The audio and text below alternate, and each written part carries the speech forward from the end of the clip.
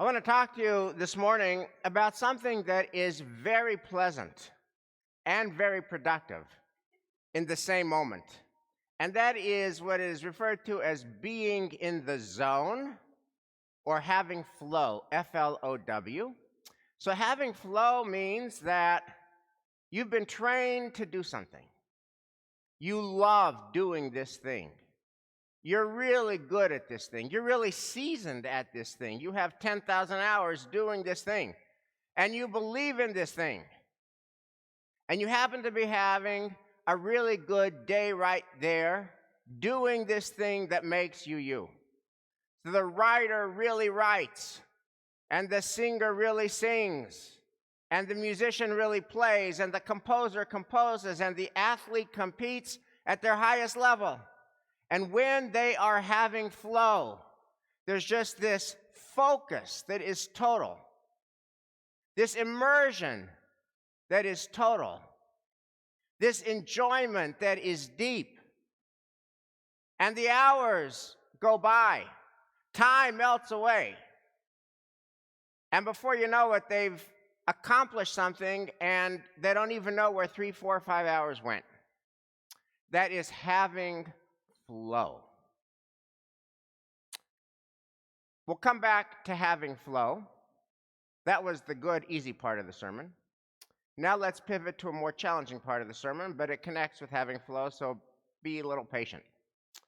I want to do something that I seldom do here in this space, and that is actually talk about the Torah reading.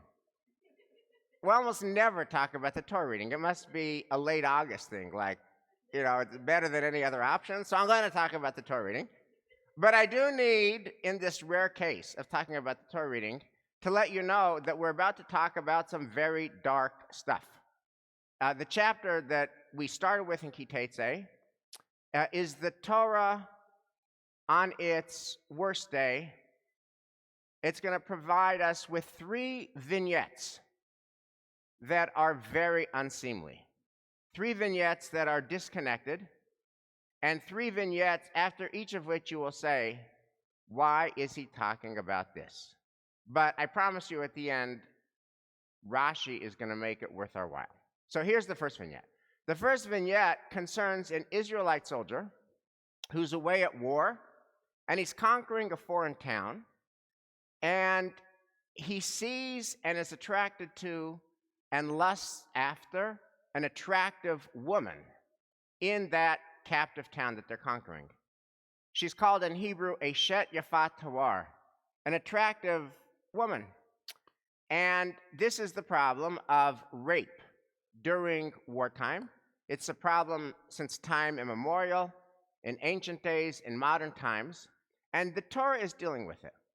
And the Israelite soldier is far from home. The Israelite soldier has not had relations in a long while. The Israelite soldier sees this attractive woman and wants her now. Now, what we would want the Torah to say is no. No. This cannot be anything but rape. There is 0 chance, 0, that this could ever be consensual. It is rape. No. Unfortunately, remember, this is the Torah on its worst day. The Torah doesn't say no. The Torah says, okay, you can't have her now, but here is a procedure where you could have her. You have to first cut her hair and cut her nails, so she's not quite as attractive to you. Then take her back to your house. And while she's in your home, ripped away from her own home and ripped away from her parents, you have to hear her mourn and cry for her parents that she misses and her life back home that she misses for 30 days.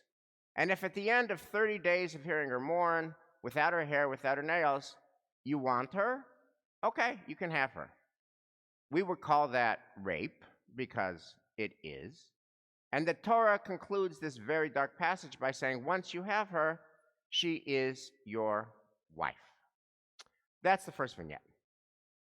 The second vignette takes place not in war, but in peacetime, and it concerns another very unlovely scenario, an Israelite man who has 2 wives, and the Torah describes these wives as Ahuvah and Snu'ah. Ahuvah is the wife that is loved, And snua is the wife that is unloved. That same shoresh, that same root, sin, nun, aleph, in modern Hebrew means hated. It's translated by GPS not as hated, but as unloved. So this Israelite man has a beloved wife and a wife that is unloved. And this passage goes on to say, let's say both of these women have borne him sons.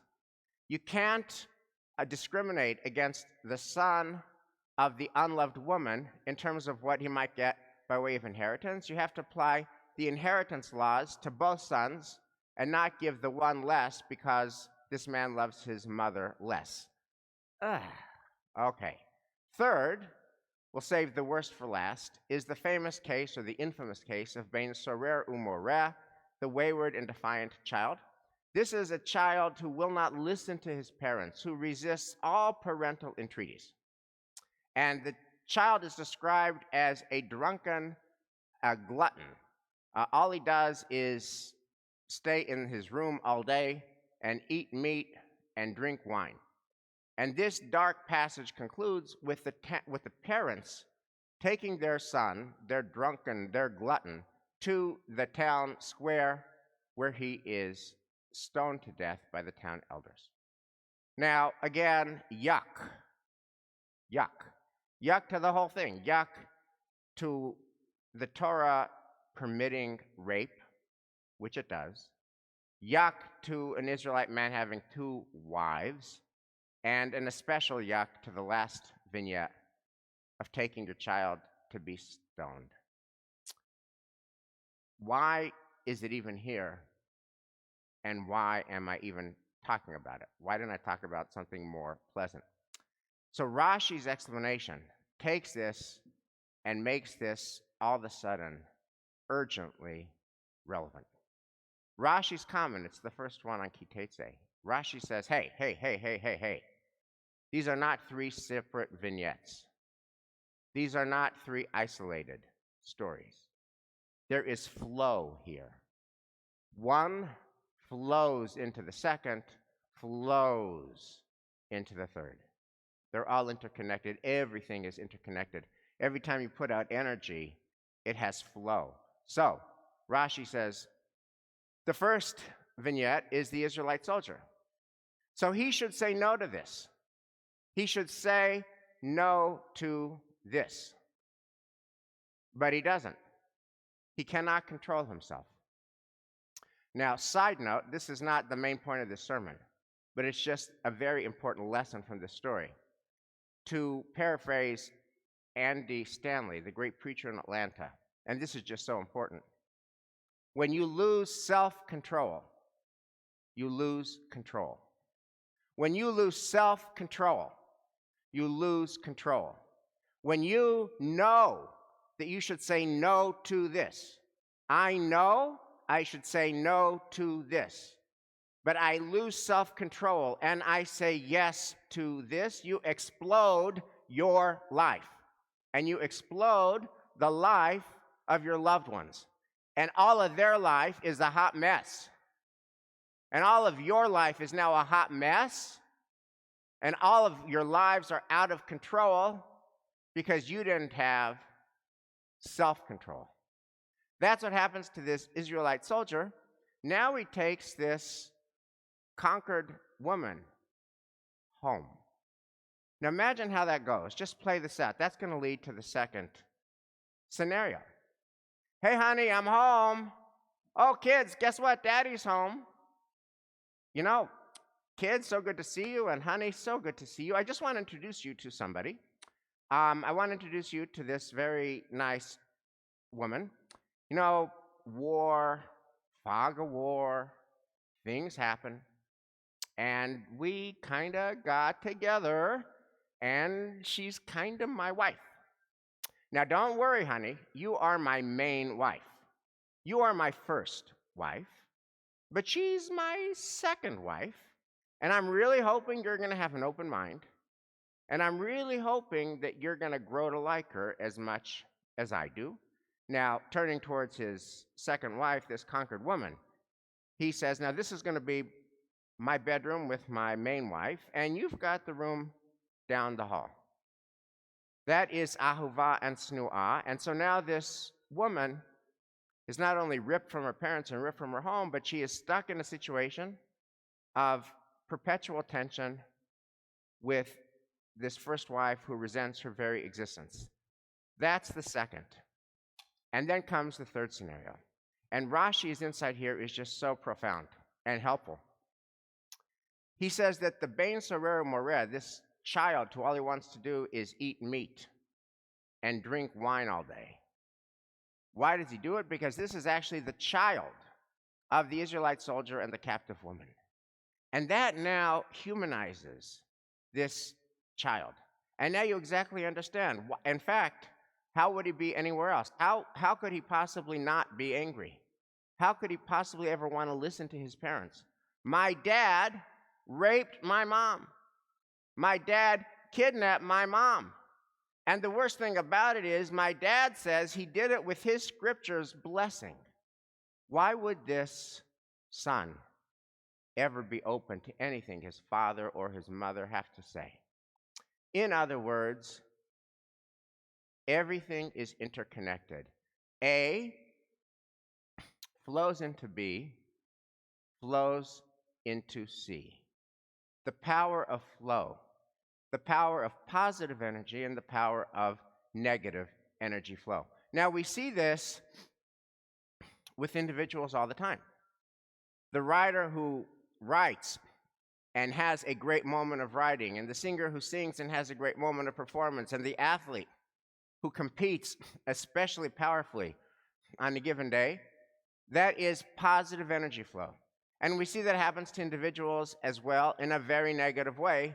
You should say no to this. You say yes to this. You should exercise self-control. You don't, you lose control. Negative energy flow.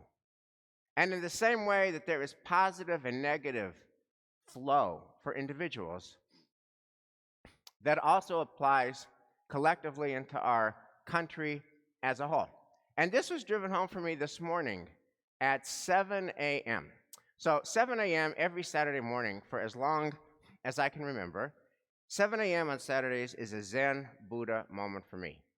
I'm always finishing up the dishes from last night. You know, Tupperware, I don't know why this is, but Tupperware never comes out dry from the washer dryer. It always has to be wiped and dried, and then the pots, and there's always an hour of cleanup after the cleanup, and I always do that, the cleanup from Friday night, on Saturdays at 7 a.m., and I'm always listening to Only a Game by NPR. And Only a Game is a show that's ostensibly about sports, but it's really a human show. It's about the human side of sports. It's about athletes as human beings and the social issues that arise. It is just my favorite hour of listening to broadcasting a week. And this morning, as I'm listening to it, they say, this is our last episode after 27 years. And the reason is that WBUR, which is the NPR local affiliate, is having severe financial problems because of COVID, and therefore they're letting go of more than 10% of their staff, and therefore they are cutting the show Only a Game, suspending it after 27 years, canceling it. And at the very end, Karen Givens, who is the current host, she succeeded Bill Littlefield, the original host, Karen Givens says, I am now joining the ranks of the unemployed. And what's true for Only a Game, which is it's not only a game, it's suspended like millions of other enterprises in our country. What's true for Karen Givens, she's joining the ranks of the unemployed. She can't do anymore what she used to do. It's true for millions of Americans. COVID results in, among other things, job loss, negative energy flow. And the same is true, of course, for racial injustice in our country. If you see the video of the shooting of Jacob Blake in Kenosha, Wisconsin, shot in the back 7 times with his 8-year-old, 5-year-old, and 3-year-old sons in the car, it just is sickening. It was his 8-year-old's birthday. And all you have to do is see the video. There is literally no way that he was posing any danger to law enforcement because he was trying to get away from law enforcement and towards his kids when, in the presence of his kids, he was shot 7 times in the back. And as you know, he's now in a hospital, paralyzed below the waist. That is just racism, pure and simple. That is just hating on somebody because he is black. Now, what happened to Jacob Blake has now caused an energy flow that is positive. Pro athletes in basketball and in baseball and in hockey said, wait a minute, there's something off here. We can't be black bodies who entertain America over here and black bodies who have a knee to our neck for 8 minutes and 46 seconds, or black bodies who are shot in the back 7 times while posing no danger to anyone in the presence of our 3 kids on my son's 8th birthday. We can't do that. We can't have black bodies entertaining here, black bodies being murdered by police brutality here. And so they're boycotting. That's a positive move. And they've got their white colleagues on these teams to do it too, to bring awareness to the fact that our country has a serious problem. That's a positive energy flow. Yesterday, when there was a march on Washington to mark the anniversary of Dr. King's great speech, that's a positive energy flow. So our question is, we're not athletes. Most of us didn't march on Washington yesterday. What can we do to add a positive energy flow? Because what Rashi says about the Torah portion is true for us. A flows into B, flows into C, flow. Everything is interconnected. What can we do to add positive energy flow to the world? So I don't have the answer to the world, but I do have a helpful suggestion for our world. I have a suggestion for what we could do for our own world with a positive energy flow. The context here is that I am part of a large and very diverse family. And my family members have very strong convictions and lots of deep feelings, and they express them in very different ways. And there's a family email thread last month with the Ray line, Black Lives Matters. And the fault lines in the American Jewish community and the fault lines within Temple Emmanuel, also those same fault lines exist within my own family on Black Lives Matter and racial injustice. So some members of my family feel that it is just perfectly obvious that our country has the problem and the sin of racial injustice. It is systemic, it is structural, it is longstanding, it is endemic, it is a moral blight, and it's a moral obligation to remedy it now. That's some members of my family. Other members of my family say, there's no racial injustice. You know, are there a few bad cops here and there? Yes, a few bad cops. But 99% of cops are fabulous. It's a few bad apples. And by the way, this side of the family says Black Lives Matter is anti-Israel and is anti-Semitic. And why are you worrying about blacks when there's so much anti-Semitism and BDS on the rise? So there was this whole family email thread that exploded. And if you've ever been on such an email thread, you know how it goes, that the emails get longer and longer, and they get more and more passionate, and they completely talk past each other. There were dozens of these long, emotional emails that went like this. And then finally one email came, which was the last email in the thread. And it was so thoughtful and so wise, it spoke to everybody on both sides. This email was written by somebody I've talked about before, my nephew Noah. About a dozen times a year, I have this conversation with members of our shul. Noah's the stand-up comedian, and he also is a writer for Mrs. Maisel. And if you happen to watch Mrs. Maisel, there's a credit to a Gardenswartz. That's my nephew Noah. But he's also wise and soulful. So after, dozens of emails that were talking past each other, Noah writes this last email. He says as follows: "Unfortunately, there is no perfect solution and no right answers on how to bring together a society that is already incredibly divided and seems to be growing even more so by the minute. But while we can't immediately change or control things at the big picture societal level, we can very much attempt to make change in our own personal lives. To that end, I'd invite you all to participate in a quick self-reflection. Since this email thread started with Black Lives Matter in the subject line, ask yourself what you know about Black people and their opinions on racism and oppression in America that you did not receive from the news or an article coming from either political side. Do you have any Black people's phone numbers in your cell phone? When is the last time you sat down to a meal with a Black person or a Black family? When is the last time you interacted with a Black person that wasn't through work? If the answer to those questions is none, one, never, once, etc., then perhaps take time to reflect on your lack of understanding of their struggles on a real, grounded, personal level. It's absolutely okay to have concerns over the Black Lives Matter movement and its alleged or real associations.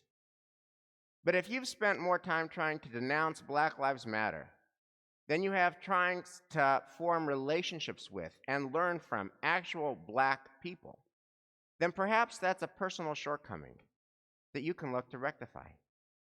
I know I would absolutely be hurt to find out about a Black family's email chain denouncing Israel, Zionism, or championing the BDS movement without having meaningfully interacted with Jews and Israelis. Love my nephew Noah, and he's so right. It's Elul, and the world is so broken. It's Elul, and that means our question is, what can we do to make our world a little less broken? What can we do to produce a positive energy flow that will make our world a little more decent, one decent encounter at a time? Shabbat Shalom.